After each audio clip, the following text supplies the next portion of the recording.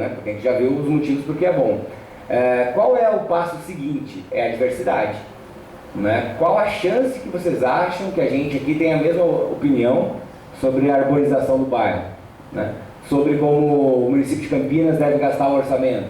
Né? Sobre qual deve ser a estrutura política ou organizacional, né? de um órgão da região estatal. Entendeu? Então, esse é um ponto.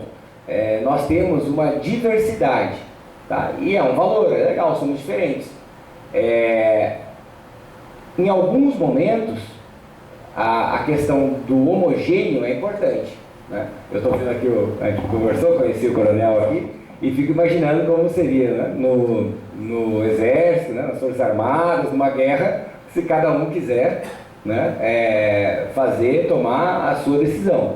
Então, assim, quando a gente precisa, né, um controle, quando a gente precisa uma ação eficiente, né, forte, e em diversas instituições a gente faz isso, você precisa organização. Né? Então, também um time não pode, né? Cada um vai para um lado. Né? Então, é um time agora de futebol, cada jogador escolheu uma tática diferente.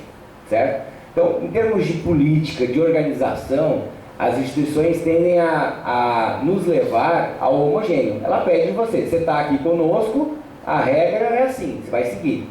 Na sociedade, que ela é feita de diversos grupos, você pertence para um grupo, mas você entra em contato com outros. Então, como é que você lida com essa diversidade? Que em cada um é diferente. Tá? Então, o pertencimento, ele nos leva a essa questão das regras do grupo, mas a diversidade na sociedade, ela preserva o indivíduo. Então, vocês já devem ter pensado aí que esses valores, eles estão em constante tensão um com o outro. Não sei se vocês perceberam. Tá? Uma metáfora desses valores é assim, cada um é uma bússola. Tá? Então, a satisfação das necessidades é uma bússola, o acesso é outra bússola, o pertencimento é outra. Se você colocar 7 do lado, cada uma aponta para um lado. Tá? E não tem a facilidade de pegar vetor da matemática e calcular o final. Não é assim. Então, qual é essa questão da diversidade? Ela é fundamental, né? Isso quer dizer que a gente vive numa sociedade que os indivíduos podem decidir diferente. Podem decidir a sua família, podem decidir a sua vida privada, podem decidir onde moram, podem decidir a sua carreira. Então, podem decidir a sua opinião, expressar a sua opinião. Né? Tem muita gente indignada com a opinião política do outro, por exemplo, né? E achando que seria muito legal se a sua opinião prevalecesse. Se existisse um quadro na nossa sociedade em que uma opinião pode prevalecer, ou seja, vai ser aquela e as outras estúpidas se calam, quem disse que vai ser a sua? Pode ser a do outro. Então, assim, a democracia é um pouco esse ceticismo de que vamos deixar um espaço, já que vai que dá errado, né? A gente tem um espaço, cada um pode falar um pouco, é chato, vou ouvir umas coisas que eu não gosto, que eu não acredito, mas, né, como o pessoal gosta de citar o Churchill, né, a democracia é o pior regime, exceto todos os outros. Depois da questão da diversidade, então beleza, a gente tem um grupo enorme, né, temos milhões e milhões de pessoas no Brasil, a gente está dizendo que estão todos no mesmo barco, não dá para jogar metade fora, e está dizendo que a gente tem que respeitar a diversidade que a gente está dialogando. Qual é o próximo valor, então, para ajudar, né, nesse desafio? É a convergência. A gente não está falando da vida privada aqui, a gente está falando da vida do espaço comum. A gente está falando de várias pessoas que estão dividindo um ônibus, a gente está falando de várias pessoas que estão dividindo o ambiente agora, então a gente tem que ter regras em relação ao uso da fala, né? A questão, por exemplo, do cigarro que foi eliminado dos espaços fechados. Então a convergência, qual que é o sentido desse valor? Quer dizer, somos diversos, pertencemos ao mesmo grupo, mas no espaço comum a gente quer buscar uma convergência. Não é todo mundo fazer igual. Se tivesse um consenso perfeito de todo mundo, talvez seria ótimo, mas isso é ilusório. Integração, será que a gente consegue integrar instituições muito diferentes para trabalhar junto? Seria talvez muito bom, mas ainda é um pouco ousado. Convergência é mais razoável. A gente quer buscar, dentro dos limites das nossas diferenças, um mínimo comum. Né? Então, por exemplo, eu dialogo com uma pessoa que tem uma opinião diferente da minha, mas ela fala, eu ouço. Depois eu falo, né? E ela ouve. E eu falo, dou a minha opinião, e ouço e faço uma análise da opinião dela, sem, por exemplo, fazer uma crítica pessoal, de que ela é idiota, de que ela não sabe nada. E aí a pessoa não se sente ofendida e ela consegue se manter, né, no assunto. E só de fazer isso, pô, mas eu saí e a pessoa não se convenceu de nada, né? E nem eu convenci, a gente está igual. Não, na sociedade de hoje, se duas pessoas com opiniões diversas sobre assunto importante, elas conversarem, começar a conversa e terminar, ok, você já está bem, já está dando exemplo para os outros, né, do diálogo. E o diálogo é o caminho na sociedade, né? Porque ou você dialoga com o outro, ou você impõe. E aí o impõe pode ser o jurídico, mas as normas são multifacetadas. Então, você acha, porque você conhece lá um artigo da lei, que o direito está do seu lado, mas tem mais 50 artigos de lei, né? E tem mais 200 decisões sobre aquele assunto. Então, às vezes é um pouco de ingenuidade, né? Essa ideia de que você acha que você vai poder impor para os outros, né? E, nas nossas discussões, né, sobre o uso da força, ainda estamos no Estado democrático, ainda estamos no diálogo. Se a sociedade civil, né, se ela fratura, né, pense em sociedades, né, com guerra civil, né, se o diálogo morre, se as pessoas estão dispostas a agredir os outros, a gente perde isso. A gente perde esse espaço, que ele é possível, né, a gente pode olhar para países hoje onde a gente, de certa forma, se inspira que isso funciona, tem que regredir, dar uns passos para trás e preservar, por exemplo, a integridade física de cada um, certo? Então, isso também é um processo, é um pêndulo, né? A gente tem que saber o custo que às vezes tem de você querer impor a sua opinião a qualquer maneira. Vamos lá, a gente ainda está na segunda parte. Depois dessa questão da convergência, então, a bússola de buscar alguma convergência, pensem lá duas retas, né?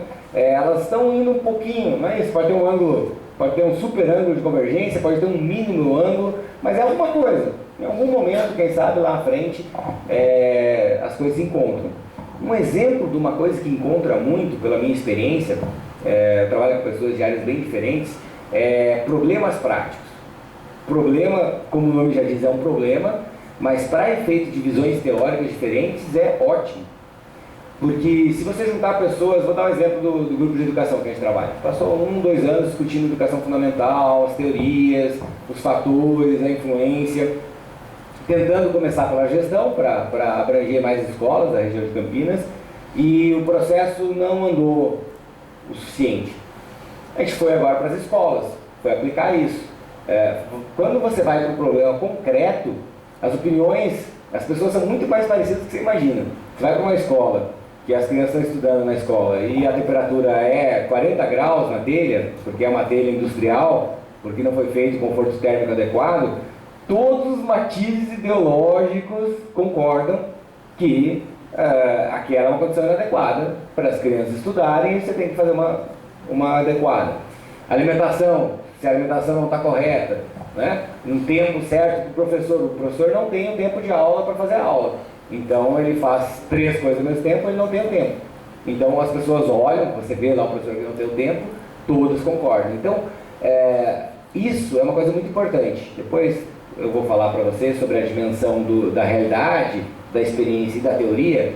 Quem é da área da teoria, muito acadêmico, muito abstrato, a gente vai entrando nos detalhes das discussões, né? Então pensem, tem muitas teorias dentro do direito, né? Devem ter muitas visões, tem muitas visões no geral nas ciências humanas, sei que tem algumas nas exatas, não sei, né, qual é a repercussão total disso, mas assim, você começa a discutir uma série de coisas e você descola da realidade prática, tá? Eu ouço às vezes comentários, né, das pessoas falando sobre o Supremo Tribunal Federal. As pessoas não querem saber se você citou, né, uma decisão de 100 anos atrás, se um citou 10 normas, outro citou 20. Elas são muito práticas, elas querem saber do ponto de vista como um cidadão da sociedade, se vai resolver aquele problema, se vai dar uma solução ou não, né? Então esse choque da realidade, da prática, ele é muito positivo para a teoria. Na verdade, a nossa inteligência ela pode ir numa direção ou em outra. A gente pode usar a inteligência para fazer pesquisas históricas, citar dezenas de autores, citar elaborações teóricas refinadíssimas. Esse é o caminho só teórico. Ou a gente pode usar a nossa inteligência, vamos pegar quem não é teórico, né? Pessoas práticas que resolvem problemas, usam a inteligência para resolver problemas práticos, de acordo com o contexto. Cada situação a pessoa resolve um lado. E existe pode existir uma inteligência num espaço em comum entre as duas coisas. Você usa a sua inteligência para, a partir das referências teóricas, aplicá-las à prática, porque tem um sentido pensar sobre as coisas, você pode resolvê-las melhor. No que elas funcionarem bom, no que funcionar você volta e vê. Teoria, você tem uma resposta para isso? Não. Então não é o papel dela, da teoria, né? Além do deleite que você pode ter estudando, né? Não é o papel da teoria dar orientações práticas, eficazes para a gente, plausíveis. Então, se na nossa vida a gente recebe referências teóricas, abstratas, da lei, do nosso curso, de regras variadas, e na prática elas não funcionam, a quem cabe o ônus? Quem é o responsável por isso? Isso é uma coisa muito interessante também. Estou adiantando um assunto mais lá da frente, mas eu estou adiantando mesmo, porque não sei como é que está o tempo, mas o nosso tempo vai acabar bem antes do que eu imaginava. Quanto tem? 41? Tá, então tem mais um pouquinho. Olha que coisa interessante. Cada ciência, ela produz, ela tem lá a sua faculdade, tem o seu prédio, tem os seus professores, ela produz o seu corpo de conhecimento. Então, vamos pegar as humanas, mais na minha praia. Tá, bom. Então a gente pega o direito, por exemplo. O direito, os professores de direito discutem a sociedade sob a perspectiva do direito. As normas, os autores do direito. Ele não estuda economia, ele não estuda história, entendeu? Ele não estuda engenharia, mas ele dá uma descrição da sociedade como ela é. Obrigado. O que acontece? Agora pense o seguinte, você é um engenheiro, então você estudou engenharia. Então você teve lá, né, os seus professores, o seu corpo de conhecimento te deu a referência de engenharia. Só que aí você vai trabalhar numa área e você descobre que tem as referências jurídicas. A norma jurídica diz outra coisa. Ela não foi feita para encaixar na engenharia. Quem fez a norma jurídica fez pensando no direito.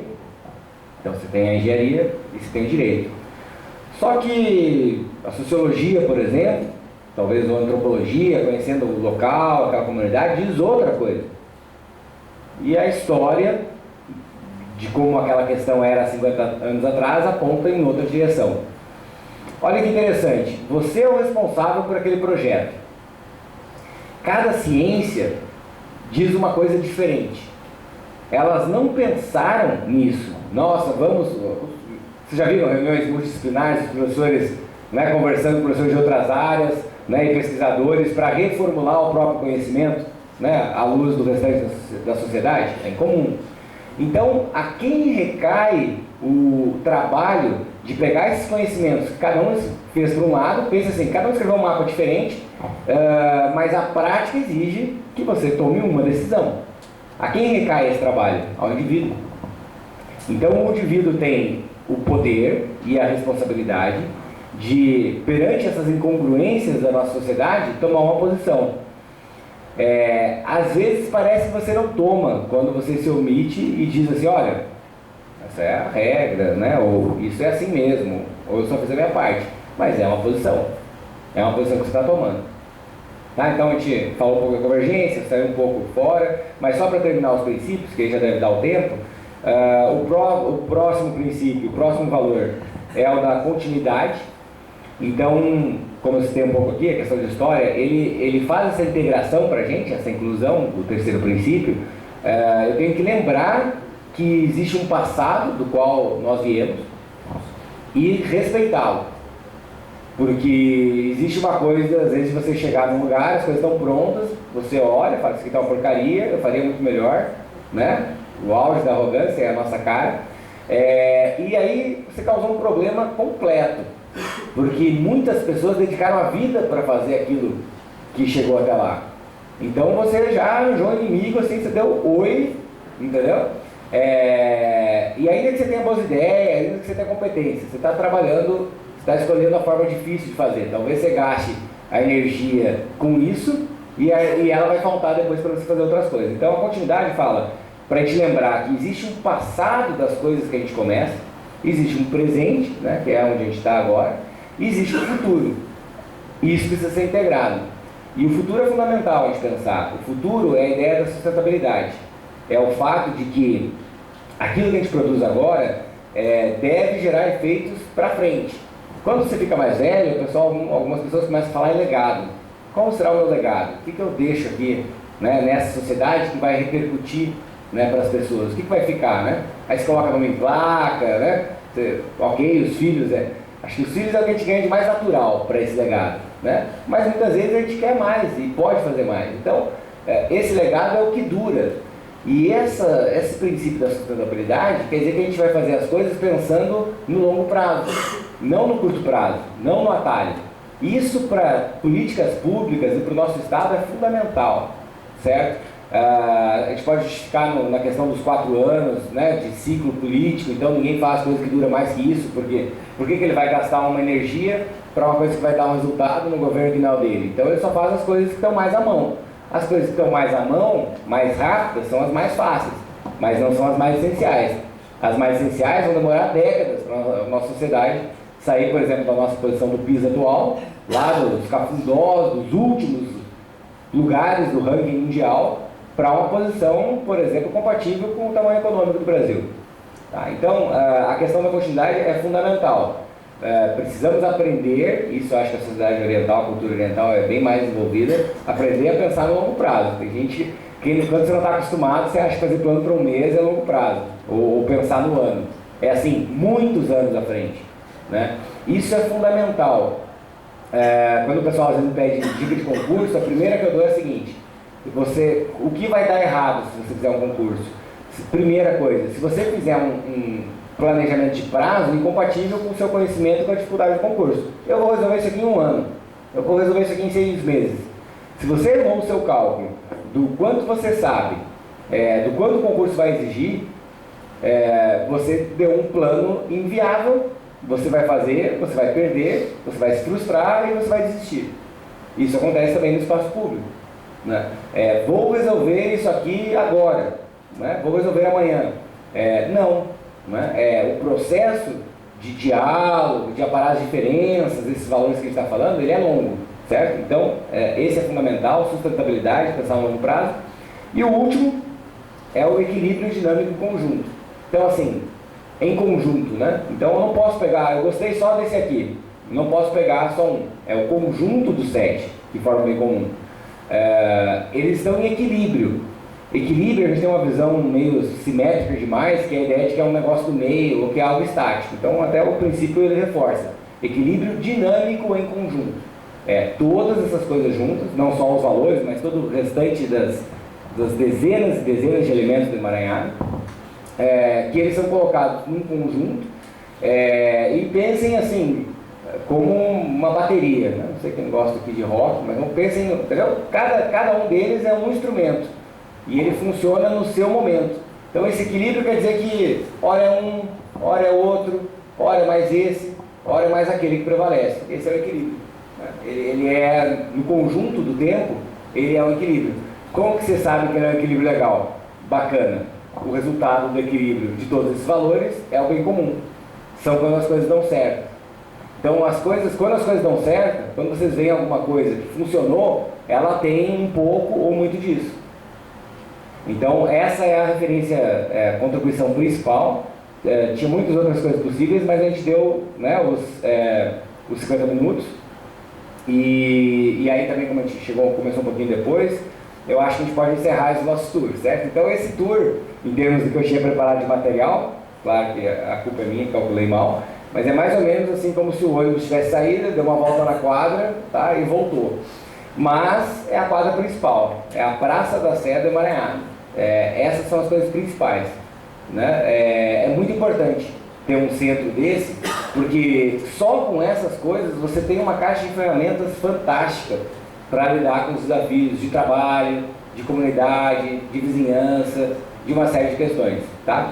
Então eu agradeço a presença de vocês nessa noite, né? Tem alguns amigos aqui que eu agradeço muito a presença, né? Vieram por esse interesse também pela consideração pessoal. Agradeço a organização, agradeço a todos vocês que estão de noite aí ainda acordados e espero que curtindo. E vamos aproveitar agora o final, então, para a gente conversar. Fiquem à vontade para perguntar o que for, não tem pergunta ruim, não existe isso, né? E a gente pode conversar umas coisas legais, assim. Vocês vão, eventualmente, dar concretude para a gente mostrar um pouco mais da aplicação disso que a gente conversou. Tá joia? Obrigado.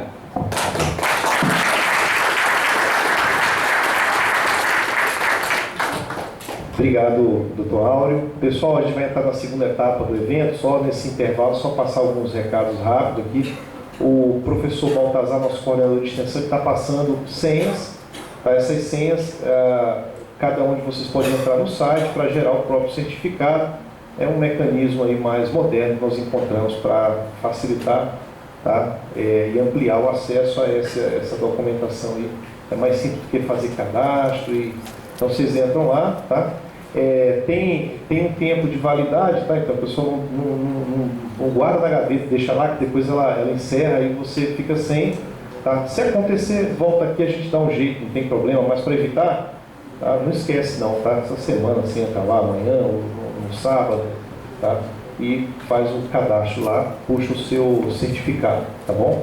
Esse é o primeiro recado. O segundo recado é que o doutor Áureo, para quem ficar até o final, né, doutor, ele trouxe aqui 2 exemplares que vai fazer o sorteio, tá? Então tem um número também aí na senha que vocês receberam, tem um número do lado aí, que está a caneta, né? Esse é o número do sorteio, tá? Que vocês receberam aí. Então, não perde o papelzinho não, tá? Que pode estar valendo aí um livro, né? E autografado, né?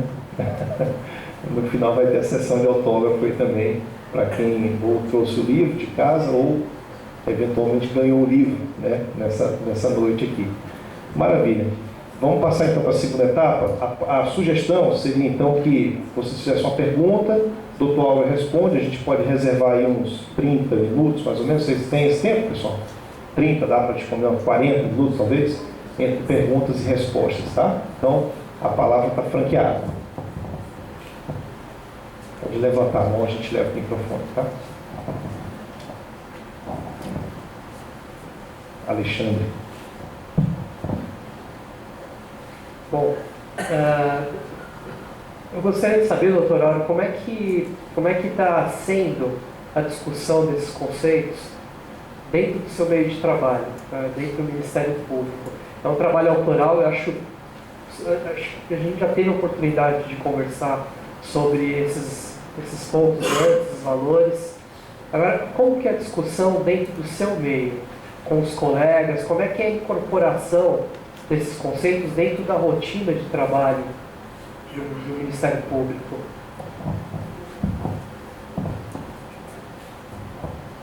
Bom, obrigado pela pergunta. O Ministério Público no Brasil hoje tem por volta de aproximadamente 15 a 17 mil promotores, entre federais e estaduais.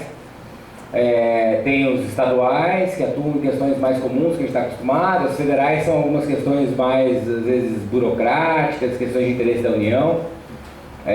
Não são só burocráticas, mas são um pouco diferentes as matérias. A formação jurídica é muito tradicional. Ela não mudou ainda. Então, voltaria nessa pergunta das faculdades. As faculdades ainda ensinam uma parte de um jeito tradicional, também acho que tem coisas mudando. Na aplicação do Ministério Público, esse processo é muito lento, né?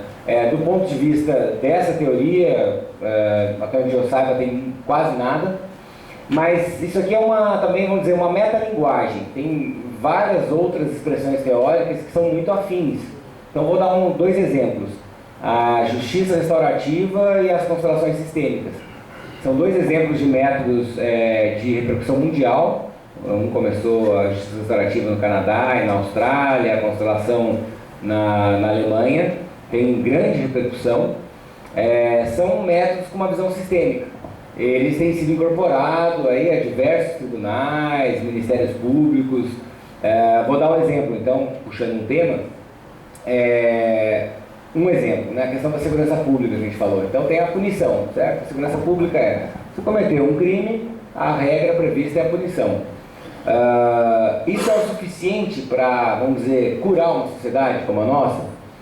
Tem gente que acha que sim, então ela fica cada vez mais, né? Quase que nem assim, você bate no seu filho, né? Aí ele se comportou no dia, no outro dia não. Então depois você bate o dobro, né? Aí depois você bate o triplo. Tem gente que acha que se for assim durante muito tempo, uma hora vai dar certo, né? Já deu errado desde o início, né? Então, assim, a punição é muito importante, né? A gente tem, por um lado, uma sociedade que ela, em muitos casos de criminalidade, ela é omissa. Então, nesse caso, falta exatamente isso. Mas em outras situações, falta o contrário, falta a prevenção. Você poderia ter evitado chegar no crime se você tivesse feito outras coisas. Então, qual a solução final? A inclusão dos vários elementos. Do elemento preventivo, aquele que olha para frente, para 1 ano para frente, 5 anos, 10 anos, a educação é clássica nessas características, e o punitivo, né? Se chegar agora aqui, né, um elemento com uma arma, né, não é a hora da educação, é a hora da segurança pública, né? Aí agora, só que assim, e se eu pudesse fazer um trabalho de inteligência, de planejamento de segurança, para saber que chega um indivíduo aqui por determinadas causas? Aí eu já posso atuar um pouco antes, certo? Então, assim, a visão sistêmica, ela trabalha não só na punição, mas acrescenta outros elementos. Então, nesse sentido, isso tem avançado. Acrescenta, por exemplo, que o infrator ele faz algum tipo de recomposição à vítima, quando é possível. Isso é muito óbvio, no caso, por exemplo, de furto, né? Ela acrescenta a questão do reconhecimento, por exemplo, do infrator, do reconhecimento do dano que ele causou àquela comunidade. É uma coisa que acredito que muitas vezes não tem, porque se tivesse não faria. A visão sistêmica, o exemplo das constelações, por exemplo, em vara de família, em vez de uma imposição do juiz, né, de cada parte, né, lá um marido, uma mulher que se separaram, cada um brandindo argumentos com um advogado, com uma gravatinha bem bonita, bem arrumado, sendo muito bem pago para fazer todas as críticas para o outro lado, e aí esse processo pode demorar anos, e nisso se foi a atenção para os filhos, nisso se foi o que poderia restar, né, de um respeito, de uma consideração na relação. A constelação, por exemplo, é uma visão sistêmica, ela fala do pertencimento, que você não pode excluir o outro, né? Não adianta, não é porque você se separou que você pode excluir. Então a constelação, né, a justiça restaurativa são 2 exemplos de propostas com essa natureza sistêmica que estão se incluindo. Aqui a gente fala um pouco mais de política pública, isso é mais recente, né, como usar esses valores nas políticas públicas. Isso aí, quem sabe, né, a gente vai avançar. Obrigado. Parabéns pela palestra. Obrigado. Mais alguém, pessoal? Alguma pergunta? Comentário? Queria pedir, por gentileza, que vocês falassem seu nome, tá? Se for de alguma instituição, só para a gente poder saber um pouquinho. Obrigada. Boa noite. Boa noite. Primeiramente, é um prazer recebê-lo e muito obrigada pelas palavras, pela apresentação do seu livro. Está de parabéns, é muito importante para a nossa sociedade esse tipo de reflexão. Meu nome é Leandra, eu sou do curso de pós-graduação do Instituto e eu atualmente curso terceira graduação em pedagogia e eu tenho estudado alguma coisa relacionada à parte de direito na área de educação. E além da questão da Constituição Federal, que fala bastante coisa sobre a área de educação, o Instituto da Criança e do Adolescente, e ultimamente percebi que tem surgido assim, vários estudos relacionados a direito, educação e vice-versa. Eu gostaria que, se possível, você pudesse falar alguma coisa, quais são as perspectivas de trabalhos e de fomento nessa área, relacionando direito e educação, até que ponto seria interessante o direito atuar na educação e vice-versa. Obrigada.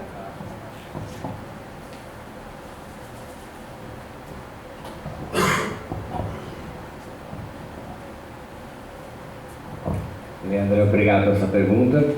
Em primeiro lugar, né, nos termos dos valores que a gente falou, pense que coisa interessante. de regra, tem pouquíssima exceção disso, eu vejo, você pode olhar o seguinte: o direito é uma ciência feita para olhar para trás. A gente tem algumas variações, mas de regra é o seguinte: é um fato que já ocorreu. Você vai julgar algo que não ocorreu ainda? Então, o direito olha para trás. Aquilo que já ocorreu, ele vai se manifestar depois que ocorreu. A gente pode olhar para a educação como algo que olha para frente, né? Ela está preparando, crescer, claro que ela vai trazer toda a experiência, mas está preparando para frente. Então, se a gente pegar, por exemplo, o valor da continuidade, a gente fala dessa integração do para trás e para